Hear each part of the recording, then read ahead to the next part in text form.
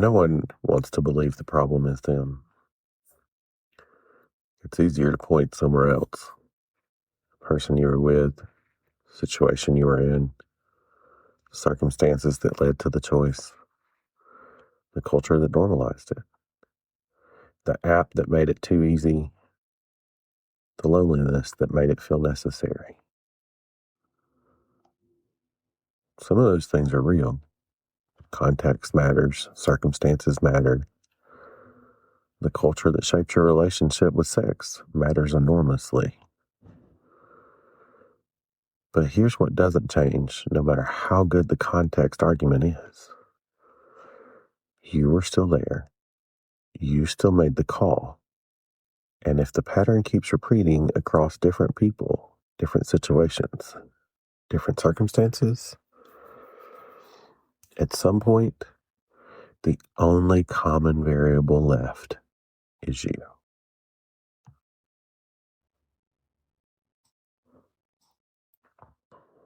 This episode is not about shaming you for your sexual history.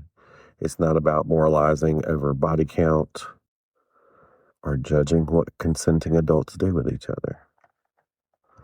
This episode is about something harder than judgment. It's about honesty. The honesty of asking, what is sex actually doing for me? Not what does it feel like in the moment? What function is it serving? What need is it meeting? What is it replacing? Because for a lot of people, and I mean a lot,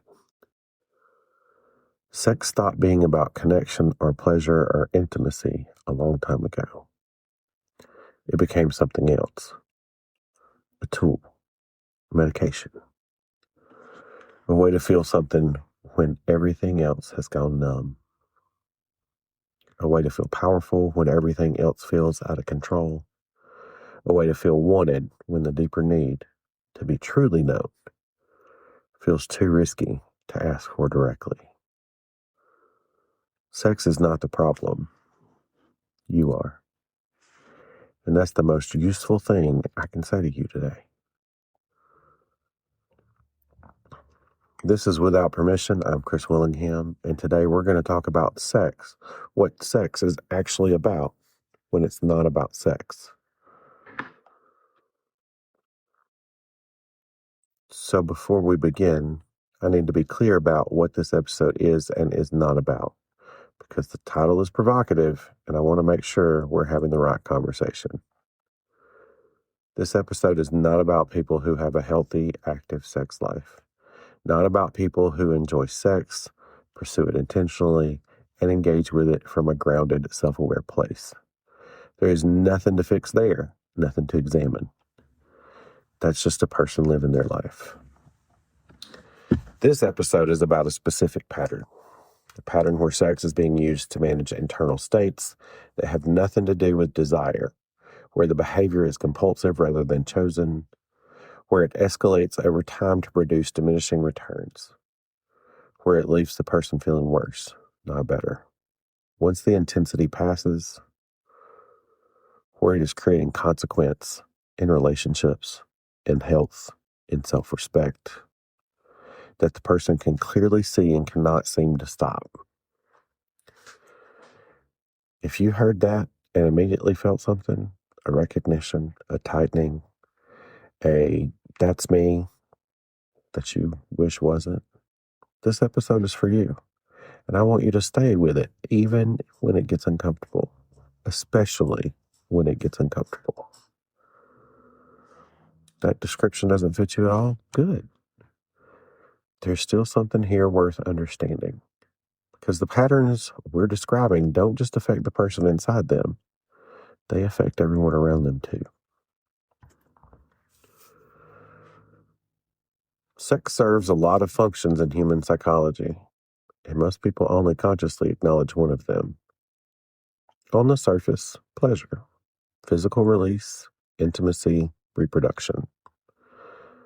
Those are real, and for a lot of people in a lot of situations, that's genuinely most of what's happening. But underneath that, in the territory where behavior gets complicated, sex is also doing other things. things people don't get, things people don't always have language for because they've never been asked to look at it directly.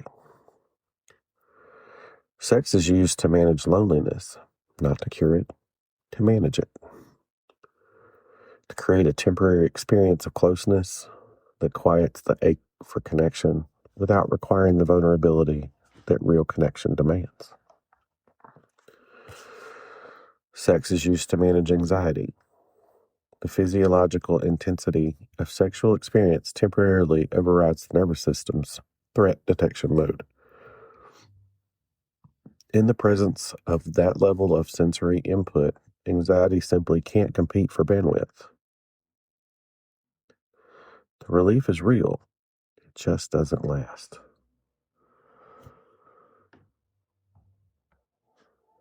Sex is used to manage shame. This one is counterintuitive but deeply documented. People who carry significant shame about their bodies, their identity, their history, their worth, sometimes use sexual pursuit compulsively as a way to generate temporary feelings of desirability. Being wanted in the moment silences the voices that says you're not enough until it doesn't anymore. Sex is used to manage powerlessness for people who feel out of control in other areas of their life, their work, their finances, their relationships, their sense of direction. Sexual conquest can function as a domain where they feel agency, where they call the shots, where they win. The problem is you can't always win your way out of powerlessness with sex. You just need the next win sooner.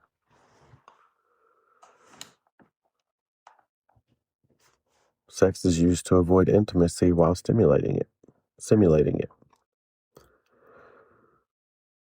This might be the most sophisticated one. The person who is deeply afraid of real closeness, emotional closeness, of being truly known, truly seen, truly vulnerable, can use sexual frequency as a way to feel connected without ever actually crossing into the territory that frightens them. Physical intimacy as a substitute for emotional intimacy.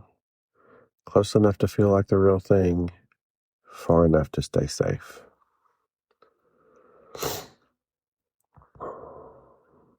None of these are what people say when you ask them why they're having sex. They say, because I wanted to, because it felt good, because it was there, because I was horny. And those things may be true in the moment, but they're not the whole story.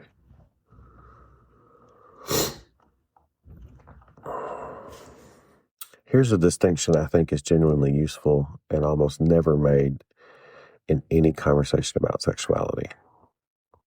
There's a difference between desire and drive. Desire is oriented towards something. It has a specific quality to it, a wanting that includes the other person, the connection, the experience. Desire is present tense and relational.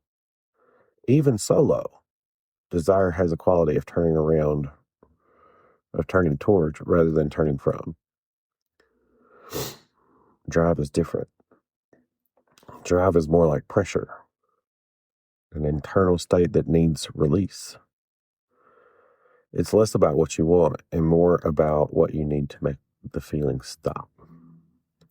It can be triggered by almost anything: stress, boredom, loneliness, shame, anger.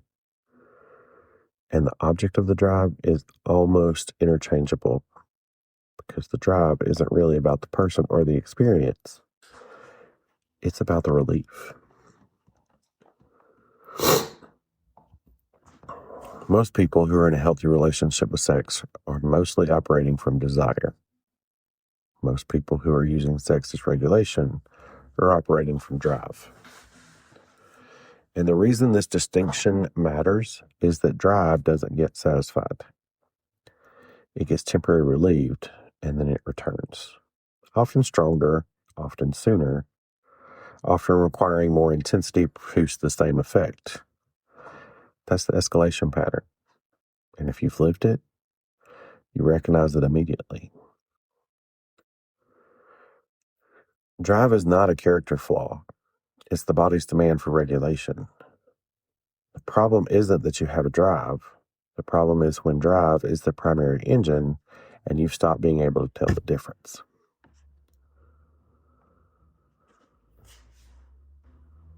I want to use the word promiscuity here and address it directly because it carries a lot of baggage, and I think it needs to be examined rather than avoided. Promiscuity, defined as frequent sexual activity with multiple partners, particularly in a pattern that the person themselves recognizes as compulsive or self-destructive, is almost never primarily about sex. I want to say that again because it's the central premise of this entire episode. Promiscuity, when it functions as a pattern that the person can't easily stop, that escalates over time, that creates consequences they don't want, that leaves them feeling worse rather than better. It's not a sex drive issue. It's a self-worth issue wearing a body.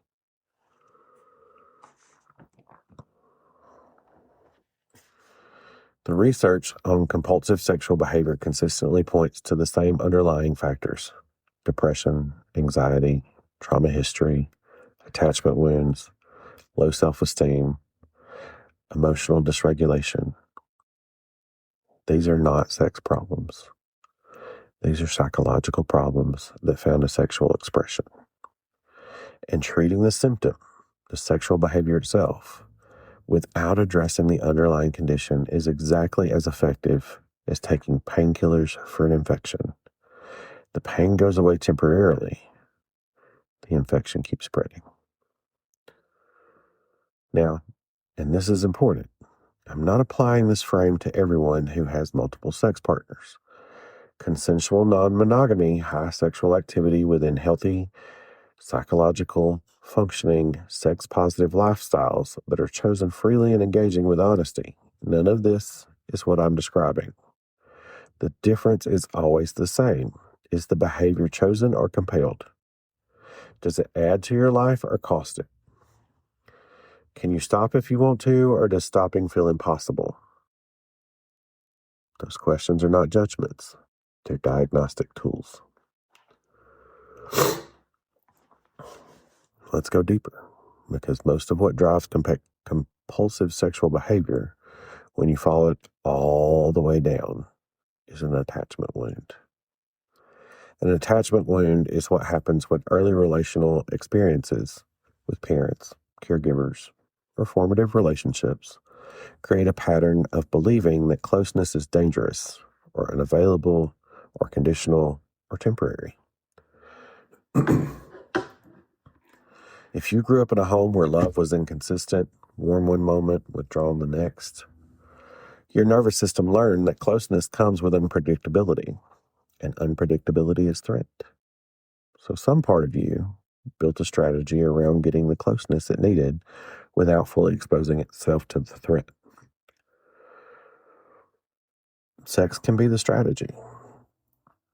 You can get close enough to feel something without staying long enough to get hurt. You can be desired without being known. You can experience intimacy, the physical version, while keeping the emotional version at a safe distance. For people with avoidant attachment styles, people who learn that needing others is dangerous and self-reliance is safer, sexual behavior can become the primary mode of connection because it's time limited. It doesn't require ongoing vulnerability. It ends before it can disappoint you. For people with anxious attachment styles, people who learn that they have to work hard to earn love and that their needs are too much, sexual behavior can become a way to generate the feeling of being wanted repeatedly, because no single instance of being desired satisfies the underlying question: am I worth wanting when they actually know me? The only answer that question accepts is a real relationship, and sexual frequency can't substitute for it, no matter how much you try. The pattern keeps repeating, not because you're broken, but because the strategy was never going to work. It was designed to get close to the thing you've actually needed without actually getting it. And the body keeps trying over and over because the need doesn't go away.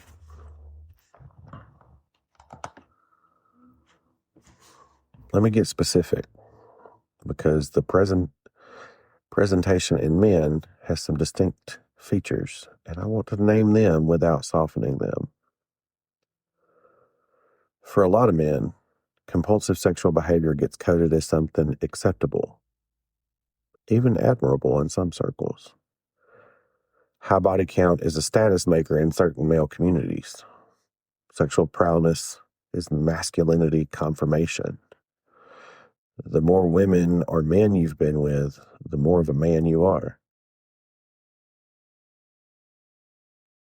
That framing is a trap, And it's a particularly effective trap because it turns a symptom into a source of identity. Now, the behavior that's actually costing you something gets redefined as achievement. Getting help becomes threatening to your self-image. Stopping becomes a threat to who you think you are.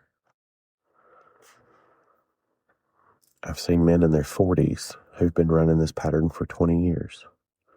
New partner, intensity, retreat, new partner, who genuinely cannot tell you what they actually want from a relationship.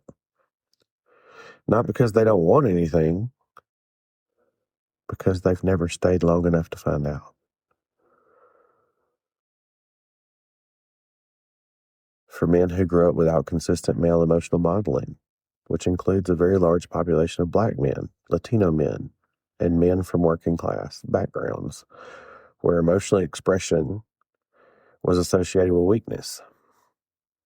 Sex often becomes a primary emotional outlet, the one place where intensity is allowed, where something real gets felt, where you can be briefly, completely present in your body instead of locked in your head. It's not weakness. That's a nervous system doing the best it can with the options it was given. But it's a limited set of options. And at some point, the limitation starts costing more than it's worth. The man who is genuinely powerful, and I mean that in the deepest sense of that word, is not the one who has been with the most people. It's the one who knows himself well enough to choose intentionally, to be present in what he chooses, to stay long enough for something real to develop, and to have the internal stability to handle what that reveals. That kind of power takes work, but it's the only kind that actually means anything.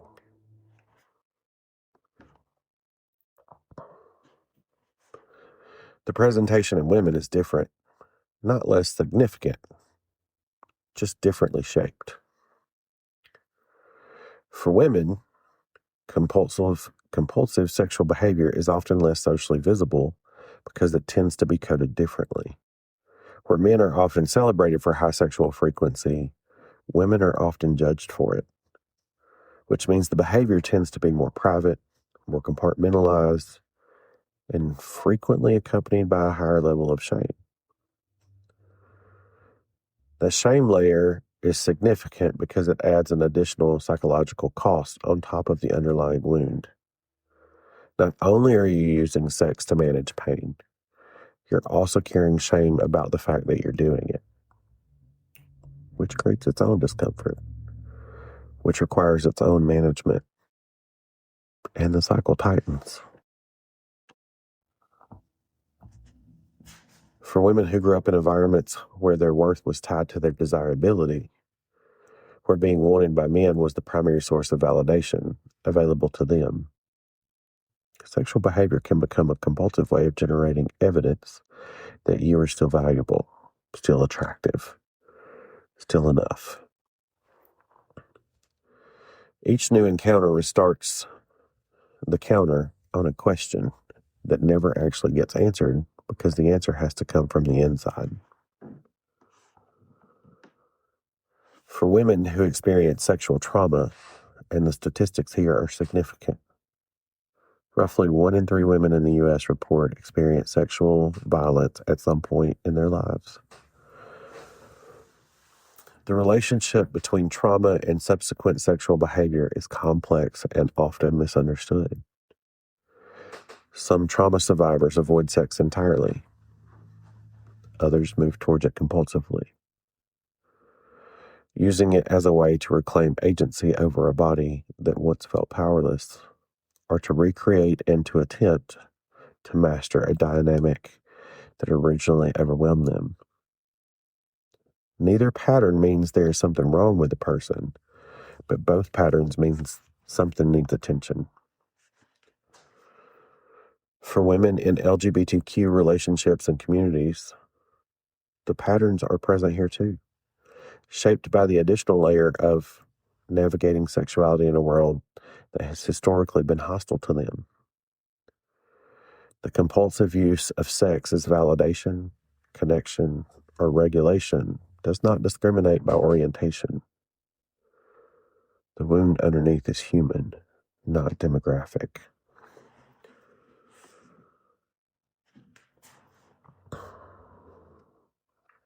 There was a lot, so let's slow down a minute and sit. Let's just sit in it. I want you to think about the last time you sought out sex, or the last time you thought about seeking it out.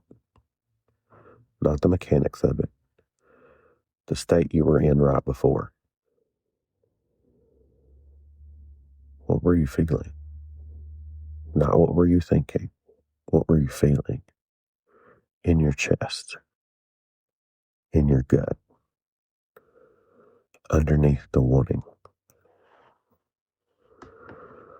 Was there loneliness underneath it? Anxiety that needed somewhere to go? A conversation you didn't want to have with yourself? A feeling that was too big and you needed to override it with something physical? Or was it actually just desire? Clean, present, oriented towards a specific person or experience because you genuinely wanted it? Both are valid, but only one of them is actually about sex.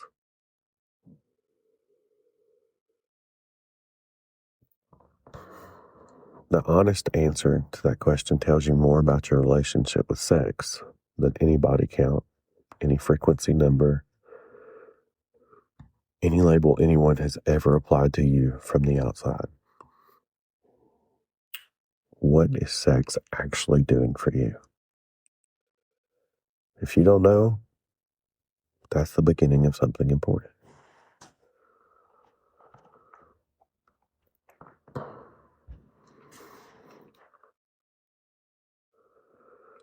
Let me describe the escalation pattern, because I think a lot of people are living inside it and haven't named it yet. It starts simply. Sex feels good. Or more specifically, sex provides relief from whatever internal state was pressing on you, and the brain files that away. Relief is available here. Come back when you need it. Over time, the threshold shifts. What used to provide enough relief doesn't quite do it anymore. The same level of intensity produces a smaller response. So you need more frequency, more novelty, more risk, more intensity of some kind to produce the same amount of quiet. This is tolerance. the same mechanism that drives tolerance and substance use. The nervous system adapts to the input and requires more of it to produce the same output. This is not a moral failing, it's neuroscience. The brain's reward system responding predictably to repeated stimulation. And then something else happens. The behavior starts crossing lines that you set for yourself. Not lines other people set, lines you set. Things you said you wouldn't do. Situations you said you'd avoid. Risks you said weren't worth it. And you find yourself on the other side of those lines. Looking back, genuinely unclear about how you got there. That's not weakness of will. That's what happens when a regulatory behavior has become compulsive. The prefrontal cortex, the part of your brain that evaluates consequences, makes long-term decisions, and applies your values to your behavior. Loses the argument to the limbic system, which only cares about immediate relief every time. Understanding that mechanism doesn't make the behavior okay, but it does make it workable because you can interrupt a neurological pattern once you understand how it operates. You cannot interrupt something you can't see.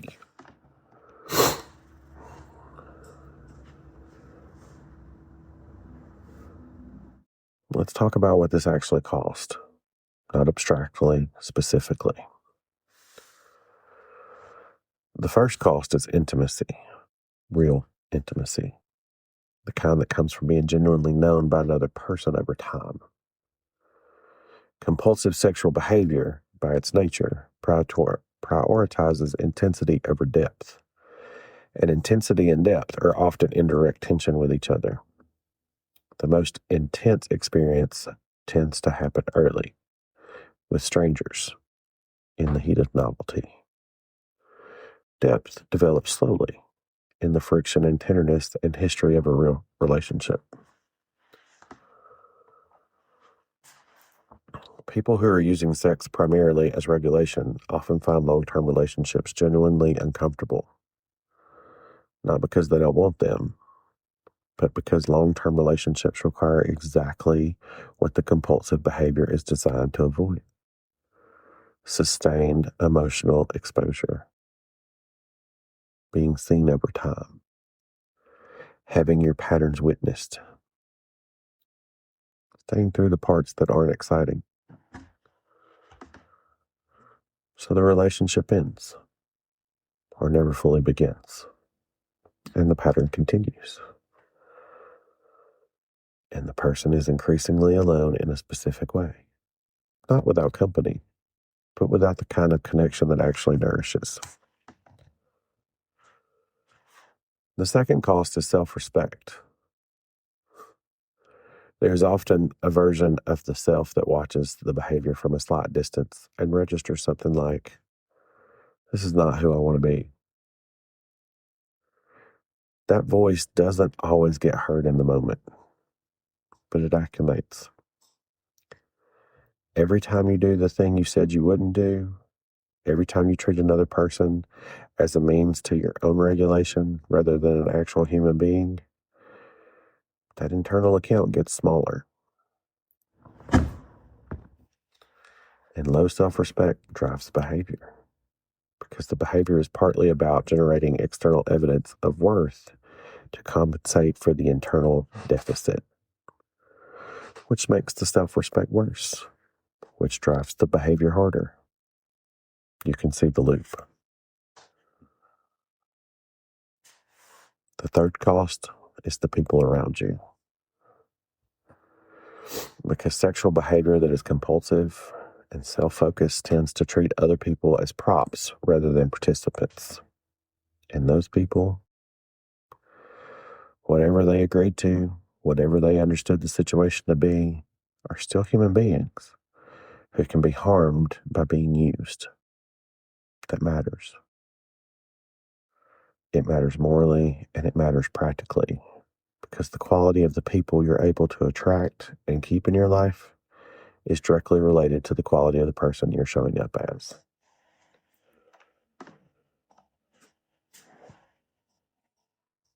Let's zoom out for a moment because this doesn't happen in a vacuum. The cultural context shapes which patterns are available, which ones gets rewarded, and which one gets examined.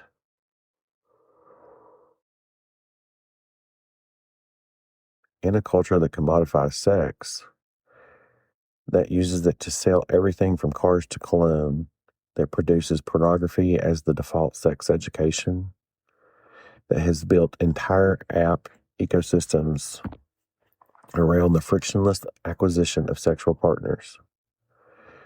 The conditions for compulsive sexual behavior are essentially engineered.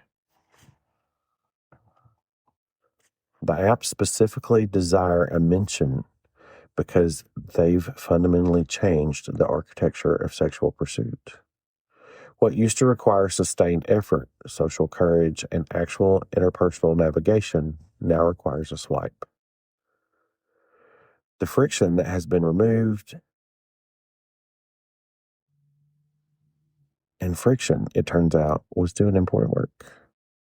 It slowed things down, created space for discernment, required you to actually encounter another person rather than a profile. That's not nostalgia for a simpler time. That's an observation about what happens to behavior when the environment makes any behavior infinitely easier to perform. In Black communities specifically, the hypersexualization that has been imposed from the outside through centuries of dehumanization that reduced Black bodies to their physical utility has created a specific set of distortions around sexuality and worth that deserve to be named. When your sexuality has been used as a tool to both oppression and objectification, your own relationship with it gets complicated in ways that a general conversation about sexual behavior cannot fully address. That's a deeper conversation, one the show will continue to have. For the LGBTQ plus communities, particularly gay male communities, there's a specific cultural context around sexual frequency and freedom that developed in response to decades of shame, suppression, and the AIDS crisis. Sexual liberation as political act, sexual freedom as identity reclamation. Those roots are real and significant, and they don't make anyone immune to the patterns we're describing. The question, always, is what the behavior is actually doing.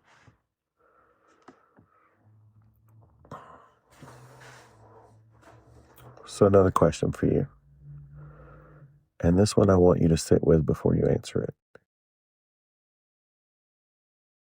What are you actually looking for? Not in a sexual encounter specifically, underneath that. What is the thing you actually want that sex has been a stand-in for?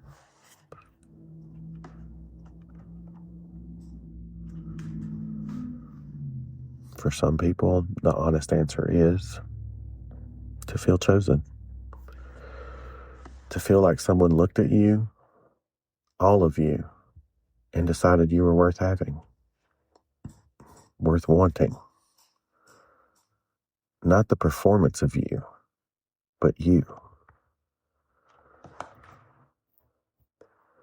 For some people, the honest answer is to not feel alone.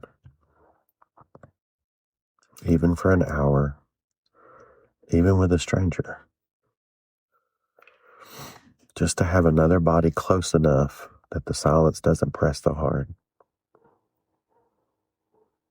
For some people, the answer is to feel powerful, to be the one who decides, to call the shots in one domain when everything else feels like it's happening to you.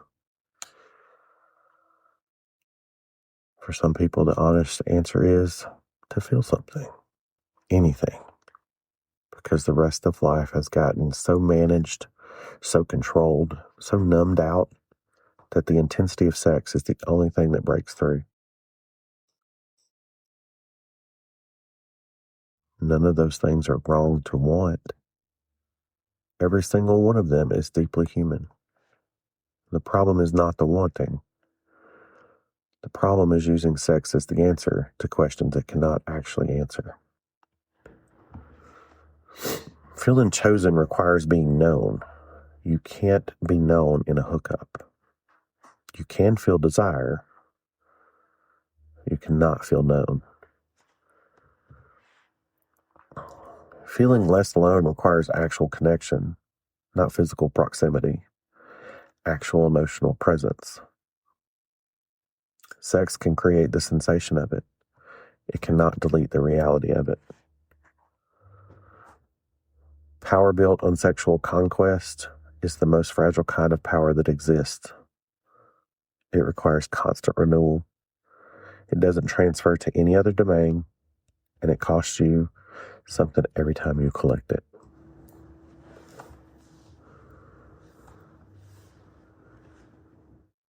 What would it look like to pursue the actual thing you want directly,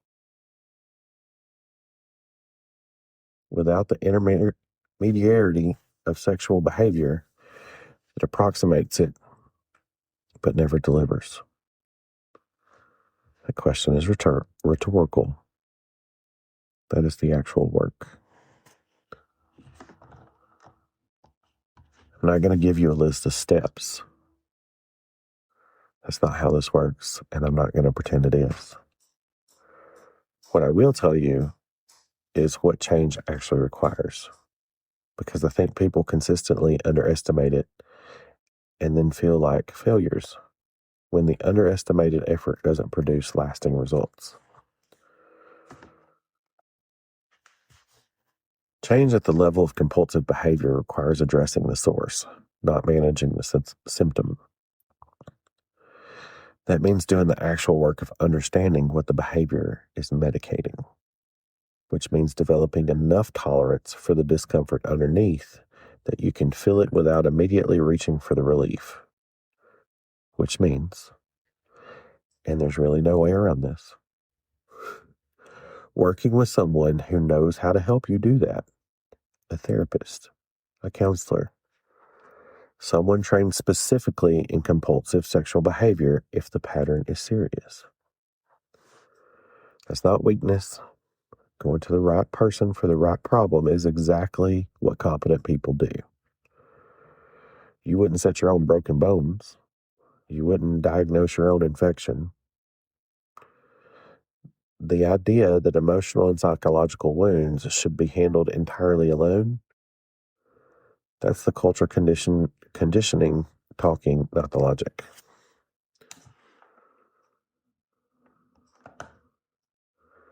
Change also requires honesty with yourself about the actual shape of the pattern, not the version you'd tell someone else. The version you know when you're completely alone and not performing. How bad is it actually? How long has it been going on? What has it actually cost you? Those questions, answered honestly, are the beginning of real change. And change requires patience, not with the behavior. You can stop the behavior today, but the underlying material, the wound that the behavior was addressing, doesn't heal in a week. It heals over time, with attention, with support, with the gradual development of new ways to meet the needs the behavior was meeting. The good news, and I want to make sure this lands clearly, is that the needs are real and they can be met. Not with sex as a substitute, with the actual things, connection, intimacy, a sense of being known, a genuine experience of your own worth that doesn't depend on external validation. Those things are available. They require different work to access, but they're available.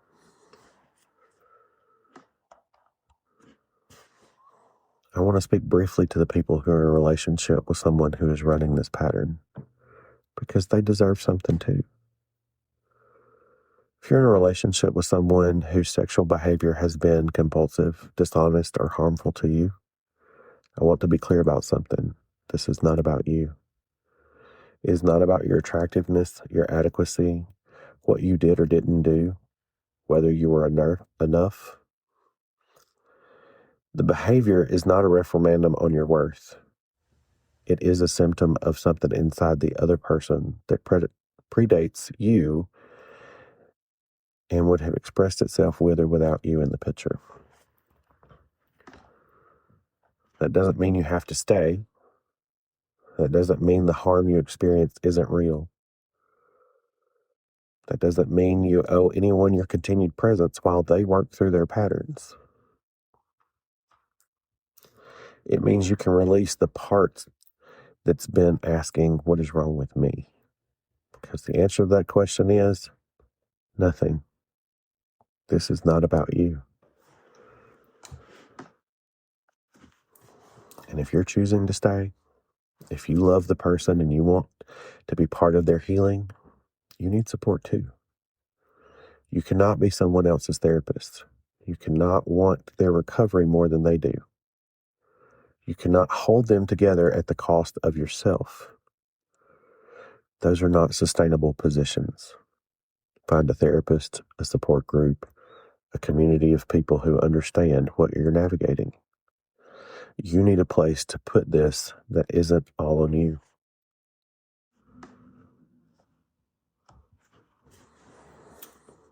Last question, and this one is forward-facing. If you were not using sex to manage what you're managing, if that avenue closed and you had to find the thing you're actually looking for through direct means, what would your life look like?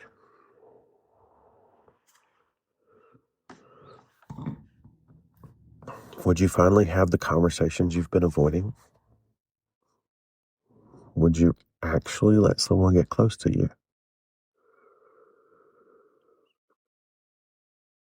Would you get the support you've needed and told yourself you didn't? Would you build the relationship you wanted instead of collecting the experiences that approximate it? I'm not asking you to answer out loud. I'm asking you to sit with the question long enough that you can feel what it's pointing at. Because the version of yourself that doesn't need sex to be okay, that can choose it freely, enjoy it fully, and put it down without it owning you, that version exists. It's not a fantasy. It's what happens on the other side of doing this work. It requires honesty. It requires help. It requires the willingness to feel what you've been running from. But it is available. Sex is not the problem. The problem is what you've been trying to solve with it. The loneliness, the shame, the powerlessness, the need to be wanted badly enough to stop feeling like you're enough, like you're not enough. The hunger for closeness that doesn't require the risk of actually being known. Those are the problems. And none of them will be solved by another encounter, another person, another temporary relief from the pressure that keeps rebuilding itself.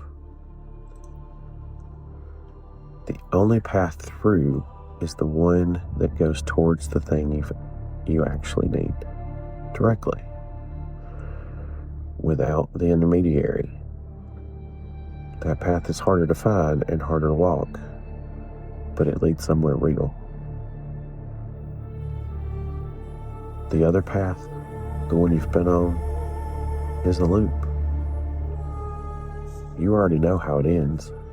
You've seen that ending enough times to know it doesn't change.